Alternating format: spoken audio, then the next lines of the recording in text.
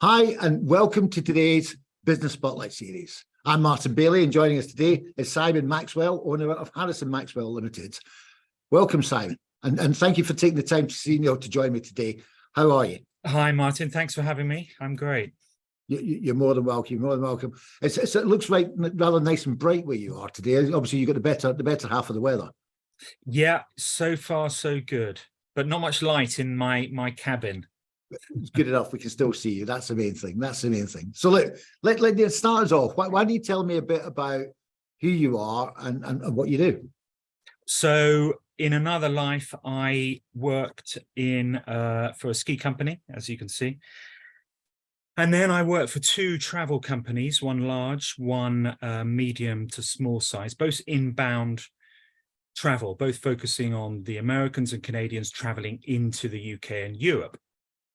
And in 2003, I worked out, because of the time difference, I was spending more time working through into the early evening, into the night for a company. And you very rarely saw any commission, any increase in salary, etc. So I worked out, before I got too grey, to try and do this whole thing by myself. So I made the big step in 2003. And anyone watching this who's thinking of doing it, yes, it's very scary, because you wake up the next day, you haven't got a salary, you haven't got a confirmed wage, and it's down to you. Whatever you bring into your company, that's your earnings. So it's a big step, but looking back, I'm very pleased I took it. Well, it's a huge step, and you say it's a big scary step. But unless we push ourselves out of comfort zone, nothing ever changes. So, absolutely, if you rewound all the way back to those days, back to square one in business, what would you do differently? Well, mainly to start a lot earlier. Any listeners or viewers will be thinking, in their own industry, if they think deep down that they've been within their industry for so long and they've learnt a huge amount, built up a huge amount of suppliers, clients, etc., there is nothing stopping you. There really isn't, because the younger you can start, the more that you can learn on the way. And I think that's the main reason. I think I would just love to have started 5 years earlier. Yeah, absolutely. Well, hindsight's a wonderful thing, but yeah, I think the key thing is there's never a bad time to start, because in some respects you're fulfilling one of your goals or your ambitions or your desires. So I certainly wouldn't suggest anybody doesn't start a business because they're at a later part of their life. But yeah, you've got that opportunity to learn as you progress. I get your point. Yeah, I mean yeah. I mean, if we can move on to the challenges for the travel industry, and that's threefold, but actually fourfold. But the first three, obviously, when I started in 2003, we had the terrorism factors. So any Americans or Canadians were nervous at the best of times, and throw in the bombs going off in mainland Europe, was Berlin, Madrid, London. That would deter them from traveling. They would think twice. So immediately your income is affected. And we got that. Anyone who works in inbound travel, you get. Terrorism was the main concern for us. Swiftly followed by the economy, which is a recession. So the recession of 07, 08, dollar tight in back pocket, they're not going to travel.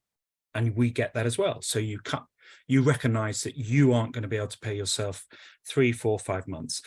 Volcanoes exploding, not being flippant, that was in Iceland.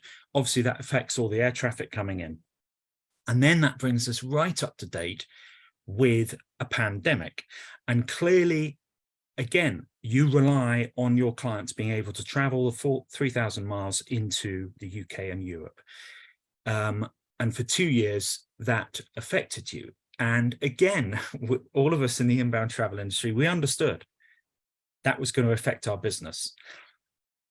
But then, yeah, the support that was dished out, you found yourself excluded from a huge amount of it because you were a small business owner in the travel industry, and yeah, it was a horrid time. Yeah, not a hard time for a lot of businesses, and then a tough time for them as well. I mean, how you attribute your growth since then? What do you attribute your growth to since then? I would say one word: service. You hear politicians banging on about education. I would say service. So it dawns on you that one of my USPs was certainly providing the service to the end client. In my case, I'm business to business. So that's the travel agent, whether in Los Angeles, New York, Vancouver, wherever. We look around ourselves, everyday life, we pick up the phone and perhaps you don't get through, or even on email. And there's that dreaded term, you'll get a reply in 5 to 7 working days. You're speaking to the wrong person, they're away. I can't help you, or a message doesn't get replied to, etc., etc. And I made absolutely sure, and continue to this day, that any overnight message that I receive is responded to there and then, with a proviso that within 24 hours, where feasible, I can quote back an itinerary. So that itinerary can be 2 days or up to a month. It depends on how quickly your suppliers provide you the data, but I think service is the main attribute for my growth, in that the agents recognize over the years, and it takes time, that my company is doing something right, because they are seeing, compared to others, they are receiving quotes back and prompt service. And I can't emphasize that enough. Yeah, and service is absolutely a key provider, because people don't just buy on price these days; they buy on service and value. So, and if you're able to provide as you pointed out, a USP, something that differentiates you from your competitors, and you deliver it consistently, then it will put you up and beyond. And actually, people will pay a little bit more for your service than they may do for your competitor's service because of that. And that's it in one. And never rest on your laurels. That's something which you always have to, you receive an eclectic mix from your agents, but yeah, you can never rest on your laurels. No, you can never rest on your laurels. You're absolutely right. What from your perspective, what are some of the general misconceptions about running a business, and how would you address them? I suppose people might look that the hours that you're running, they may feel that it's possibly easy, but I would respond that it is a 24/7 job, certainly in my industry, because of the time zone. My phone is always firmly to my ear for the data, for the emails that come in, either from the agent or from the client who's on the road, wherever they may be, with a concern they have, or there's a delay, and then it's the domino effect. So even if you take a break, you go and do an errand, you go to the post office, you go for a shop, you go for a pint, or you might take a trip to go and visit to a hotel, there's always something that may or may not happen. So it's very different from an employee who can close the door at 5 o'clock. That's it. If you're self-employed within the travel industry, everything is permanently on. And that's challenging in itself, in terms of how do you don't just have your business, you've got a lot of other responsibility, commitments and priorities in your life. So how do you balance all them and around the demands of the business? How do you get that work-life balance in place? Well, I'm fortunate. This cabin is 30 yards from my premises. So, and I'm very fortunate. I've seen my 2 children grow up, coming back from primary school, throwing their bags around, and I can spend 30 minutes kicking a ball around with them, and then commute 3 seconds to my office and continue working. And that is very fortunate way of life, and that you've seen your kids grow because you're based where they are. And yeah, they understand at the age they are now, this is the office, and there's always a chance to mix across, but it's a very fortunate way.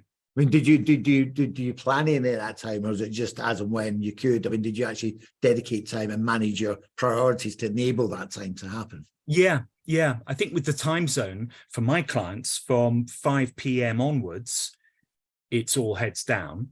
And prior to that, it allows me time to be with the family, Okay. in and out of working on the quotes. So it works very well. So in some respects, you're very fortunate because the time zone aligned itself with the kids with their younger years, bedtime and getting ready for bed. You start work, and then when they were around, you were around at the same time. So absolutely. And how did that how did you manage that with with your wife and the more extended family? Was it a similar thing? You dealt you're around during the day, but not so much around the evening. Yeah, and yeah, the family understand that into the evening, if work needs to be done, I come out for an hour, 2 hours, and then go back in. It works very well without having to commute 30 minutes an hour to actually intercept any of these emergencies. Okay. And I'm assuming you got people that work with you or work for you. I mean, what have you been your biggest learnings as an employer since you started business? But I'm mainly a one-man band, in that what I've worked out is that, and it's again an obvious point, but you treat your suppliers. The suppliers, in my case, would be the drivers who pick up the clients from the airport, the small boutique type hotels, the relationships you have with the revenue managers there, the guides that you employ the next day to drive them around or walk them around, the various restaurant owners. These are all your suppliers that can, especially the guides, that can make or break a tour. And the relationship you have with them, you have to be extremely patient. Sometimes the language may be a barrier. If you're employing a guide in Slovenia or in Portugal, you just have to be very patient with how you work with them, because at the end of the season, you might think this is going to go places. So you just have to be very clear, very concise, and then moving forward, you've got a supplier that you can rely on. And in that case, that's in effect an employee, because you're going to work with them for the whole season. Right. Okay. So, great. Yeah. So getting the right relationship and the right, I suppose, trust element in place with them. And that takes time. Yeah. No, absolutely. So look, in most cases, people buy from people because of know, like, and trust are the three sort of key elements before people make a purchase. How do you get that across to your clients or to your... Good point. It's taken a long time to reach the point of word of mouth. And it took about 10 years, but the word of mouth that slowly spreads across, in my case, the US and Canada, is a wonderful feeling, in that you would wake up, you click on an email, and it comes from an unknown. Jessie in wherever it may be, San Francisco. She says, "Oh, hi, Simon, I've heard about your business through X, Y, and Z, who've been working with me for 5 years, recommends your company and all the services that you provide. Can you provide blah, blah, blah, blah?" And that is one of the best feel, because you and I know word of mouth is the best form, beating advertising or anything. So when you reach that level, and it took a long time, when you reach that level, it is a wonderful feeling. And what have you done to help push that, and to help publicize that, to help get the word out? Well, it's literally just over the years ensuring, going back to how we started, that service that I offer to the agent is hopefully second to none, in that you respond ASAP, you respond clearly. The price point, again, it goes back to what we're saying, the service, I think, trumps the price point. In that, if you can encapsulate everything that they're looking for and expecting within perhaps 24 hours, then that word slowly gets seeped to another agent, and then the word of mouth trail continues.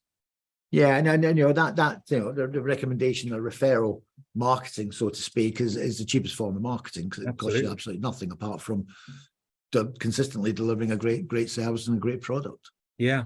And I think after the pandemic, once it had all calmed down, I'm grateful to those agents, because 2 years with nothing, no income, you've seen the graph, it just goes off a cliff. And now I'm back to about 70% of what I was in 2019.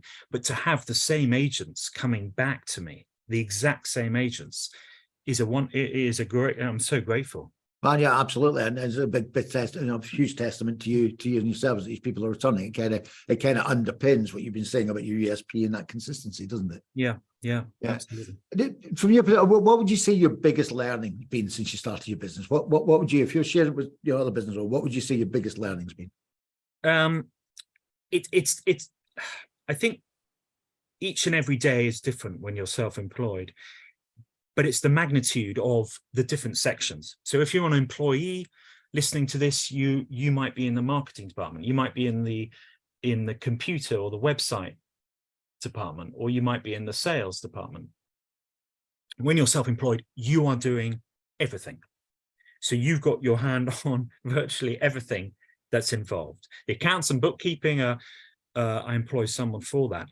And you learn over the years that I think patience becomes a priority, dealing with all those different sections that make up a business. Yeah, and I think each year, each season finishes and you think you're still multitasking and somehow it's still working. Fantastic. Look, just to wrap this up, I mean, it sounds like you've got a fantastic business there that has been built on some great foundations around, as you said, service, consistency, and going that little step beyond your competitors to make you stand out from the crowd. And clearly, if these people are coming back time and time again, then it's working well for you, Simon. So, congratulations. Well, yeah, thank you. And there's a load of learning in this conversation today for loads of other business owners out there as well. So thank you very much for taking the time to give us your time and allow us into your mind. Well, thank you very much, Martin, for having the time. You're more than welcome. You're more welcome. I'll see you again soon. Thank you.